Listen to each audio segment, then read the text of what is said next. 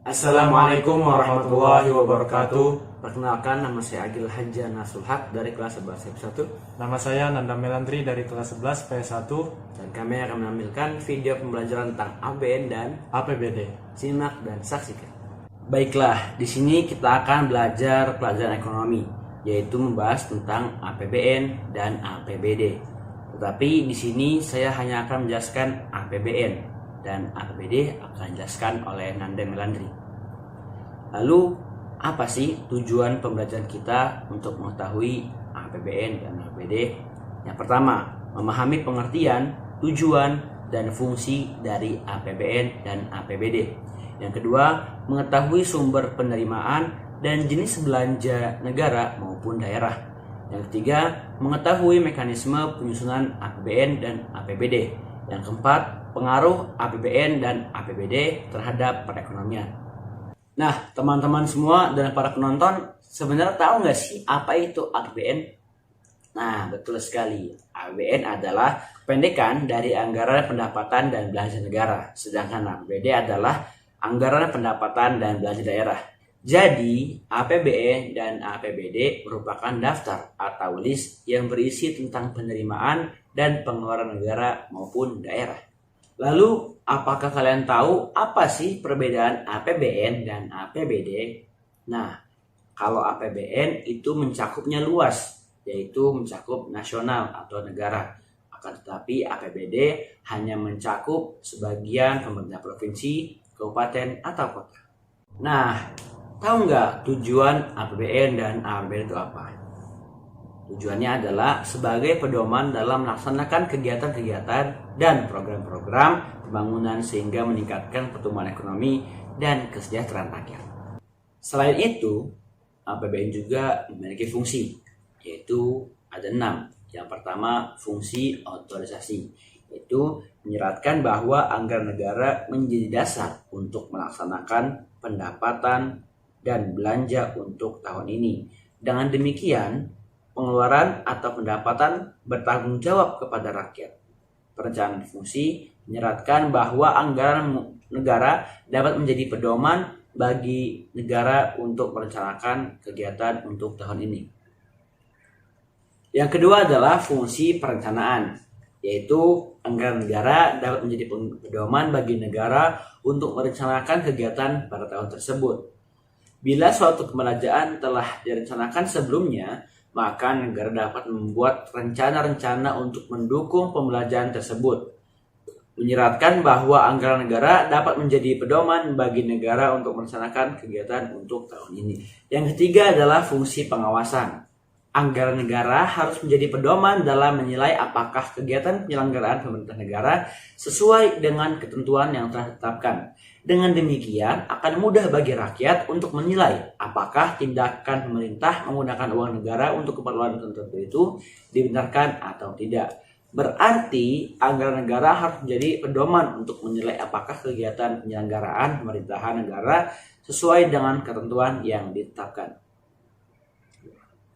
Yang keempat, yaitu fungsi alokasi.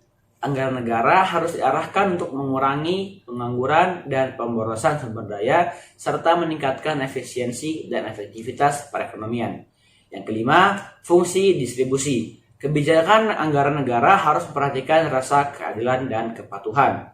Yang keenam, fungsi stabilisasi. Memiliki makna anggaran pemerintah menjadi alat kontrasepsi pemelihara dan mengupayakan keseimbangan fundamental perekonomian. Jadi, itu adalah 6 fungsi dari APBN. Selanjutnya, apakah kalian tahu dari mana pendapatan negara? Nah, penerimaan negara itu dari mana? Ada yang tahu nggak sih? Di sini saya akan menyebutkan beberapa sumbernya. Yang pertama dari pajak. Setiap warga negara wajib membayar pajak setiap tahunnya. Yang kedua, penerimaan negara, bukan pajak. Ada juga beberapa penerimaan, tetapi bukan pajak. Yang ketiga itu bea. Yang keempat cukai, serta dan yang lain-lainnya. Nah, tadi kita udah bahas penerimaan negara. Lalu kalau penerimaan daerah, di mana ya dapatinnya? Nah, yang pertama bisa dari pajak daerah. Yang kedua dari retribusi daerah. Yang ketiga bantuan keuangan. Dan yang keempat penerimaan lainnya. Jadi, jangan takut untuk bayar pajak kepada negara. Terima kasih kepada Saudara Agil yang telah menyampaikan materi-materi sebelumnya. Di sini saya akan meneruskan tentang pengeluaran dan negara. Yang pertama ada belanja pegawai, yang kedua belanja barang, yang ketiga belanja rutinan daerah, yang keempat subsidi, yang kelima pembayaran bunga dan cicilan hutang, dan lain-lain. Sedangkan untuk pengeluaran daerah bisa dikeluarkan melalui biaya modal, biaya yang tidak disangka-sangka, biaya administrasi dan umum, biaya operasi dan peliharaan, dan lain-lain. Selanjutnya adalah mekanisme penyusunan APBN dan APBD. Yang pertama adalah mekanisme penyusunan APBN, yang dimana pemerintah atau presiden bersama kabinetnya membuat sebuah rancangan anggaran pendapatan dan belanja negara yang akan diajukan kepada DPR, yang kemudian oleh DPR akan dibahas, dirapatkan untuk mendapatkan sebuah hasil. Jika hasil tersebut diterima, maka APBN tersebut akan dijadikan sebuah undang-undang dan diberlakukan untuk tahun berikutnya. Apabila ajuan tersebut ditolak, maka akan menggunakan APBN tahun sebelumnya, yang dimana jadi tahun sebelumnya APBN tersebut diberlakukan kembali untuk tahun berikutnya. Sebenarnya mekanisme penyusunan ini hampir sama dengan APBN, yang membedakan hanyalah penyelenggaranya, yaitu gubernur, bupati, atau wali kota. Cara penyusunan ini diusungkan oleh gubernur, bupati, atau wali kota dengan menyusun RAPBD, kemudian diajukan kepada DPRD, yang akan disidangkan oleh DPRD. Jika usulan tersebut diterima, maka akan disahkan melalui Perda dan akan menjadi APBD pada tahun berikutnya. Jika usulan tersebut ditolak, maka akan menggunakan APBD tahun sebelumnya yang akan digunakan kembali untuk tahun berikutnya. Setelah terlaksana 1 tahun APBN dan APBD tersebut, maka pemerintah pusat maupun pemerintah daerah akan mempertanggungjawabkan semua yang telah terlaksana. Pertama-tama untuk APBN, Presiden menyampaikan rancangan undang-undang tentang pertanggungjawaban pelaksana APBN kepada BPR berupa laporan keuangan yang sudah diperiksa oleh Badan Pemeriksa Keuangan selambat-lambatnya 6 bulan setelah tahun anggaran. Nah, dalam laporan keuangan ini berisi laporan transaksi APBN, neraca, laporan arus kas, catatan atas laporan keuangan, dan juga melampirkan laporan perusahaan negara dan badan lainnya. Hampir sama dengan APBN, dalam APBD ini pertanggungjawabannya yang pertama-tama, gubernur, bupati, atau wali kota ini akan menyampaikan rancangan peraturan daerah tentang pertanggungjawaban pelaksanaan APBD kepada DPRD yang berisi laporan keuangan yang sudah diperiksa oleh Badan Pemeriksa Keuangan selambat-lambatnya 6 bulan setelah tahun anggaran berakhir. Nah, laporan ini berisi tentang laporan udah pas dulu sampai tadi itu.